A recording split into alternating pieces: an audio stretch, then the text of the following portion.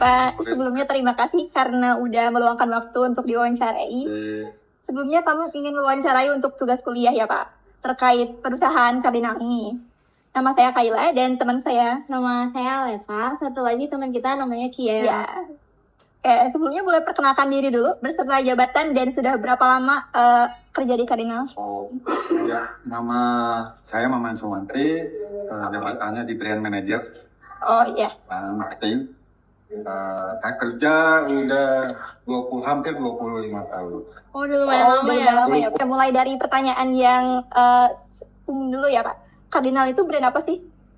Brand fashion, brand fashion. Dan kalau untuk berdirinya udah dari tahun berapa ya? Itu kalau saya dengar cerita dari owner gitu kan, itu resmi diaktakan itu mulai tahun 73. Di tahun itu tuh ada peluang apa ya sampai founder ini bisa mendirikan bisnis Cardinal ini? Mungkin ngelihat peluang di market gitu kan, meskipun market waktu itu ya jadi mengandalkan market tradisional ya, karena belum ada mau gede. Sebenarnya beliau mungkin melihat peluang itu, kenapa ini nggak dibikin produksi yang lebih banyak massal gitu kan, dengan menggunakan mesin dan macam gitu. Jadi kalau dari segi problem yang ada pada masa itu, problem apa sih yang diselesaikan oleh Cardinal ini? Kalau saya dengar cerita itu kan, jadi itu untuk membuka marketnya ya.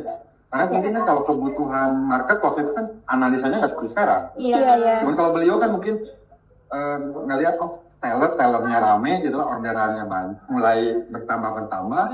Nah, akhirnya beliau kepikir untuk bagaimana ini bikin lebih banyak gitu kan. Dan enggak kan kalau yang namanya teller belum kan istilahnya mesti diukur pinggang segala macam dan segala macamnya. Nah, beliau mungkin kan bikin dari situ kan kepikiran bikin pola atau pattern gitu kan. Untuk celana, untuk kemeja gitu kan.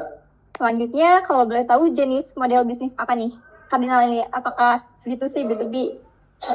Cardinal ini kan gini, trading and manufacturing. Oh iya. Jadi selain menjual, dia juga memproduksi. Makanya kalau nama perusahaannya kan PT Multi Garment Jaya, gitu kan? Trading and manufacturing. Kalau boleh tahu target marketnya atau potensial customer-nya tuh siapa nih? Karakteristiknya gimana? Nah, kalau Cardinal ini sebenarnya kalau sebelum pandemi lah ya. Iya. Karena pandemi ini merubah segalanya. Berubah banyak banget. Berubah banyak. Jadi kalau sebelum pandemi, target marketnya rata-rata di kategori usia mature ya. Mature itu jadi dewasa. Orang dewasa. Dewasa, orang kerja gitu kan. Makanya kenapa punya kategori produk yang pakaian kerja. Oh iya. Yang lebih casual pun lebih ke dewasanya. Denimnya pun denim yang dewasa. Dalam segi badan usaha, Cardinal ini termasuk bentuk apa ya Pak? Bentuk badan usahanya? Oh, perusahaan terbuka. Meskipun masih family ya. Iya. Terus kalau boleh tahu, struktur organisasinya tuh gimana ya? Bentuk struktur organisasi kayak kepemimpinannya misalnya.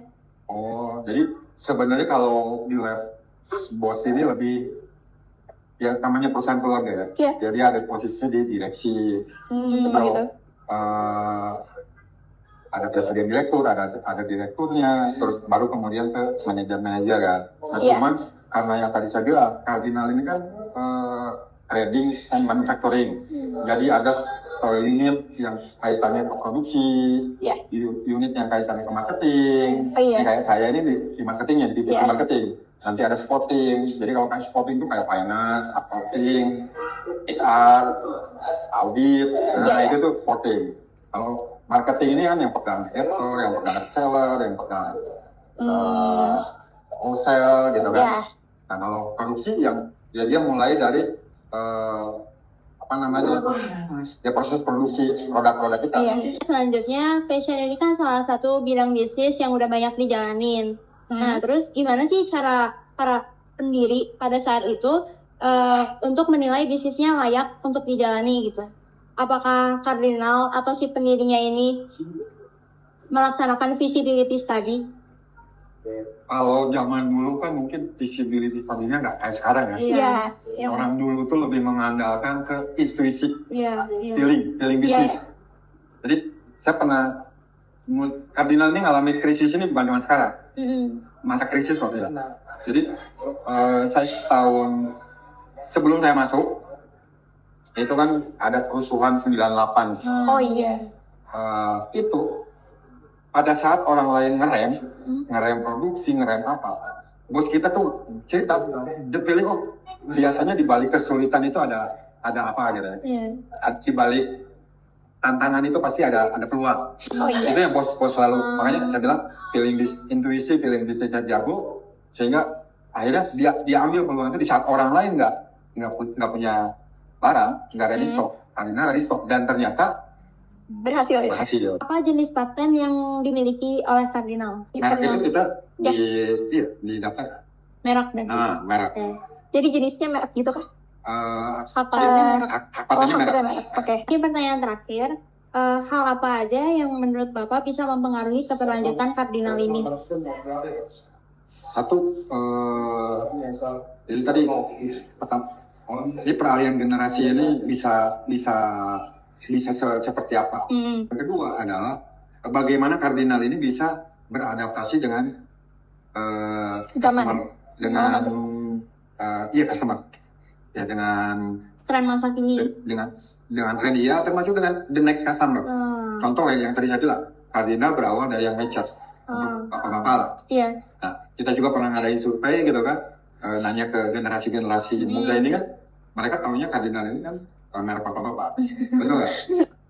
Ini sejauh mana proses adaptasi ini bisa diteruskan sama kardinal. Generasi berikutnya sejauh mana kita bisa menggrab customer berikutnya ini. Oh iya. Ya dong. Ya. Sebenarnya udah sih segitu aja cukup dari kita. Oke. Sekali lagi terima kasih banyak karena Ya, waktunya. sama-sama. Mudah bermanfaat. Iya. Terima kasih atas insight-nya ya Pak ya. Ya, Terus siap. harapan kita juga semoga Cardinal selanjutnya Amin. bisa terus sukses dan Amin. Siap, terima kasih siap. banyak Bapak. Oke, siap, Selamat siap. sore.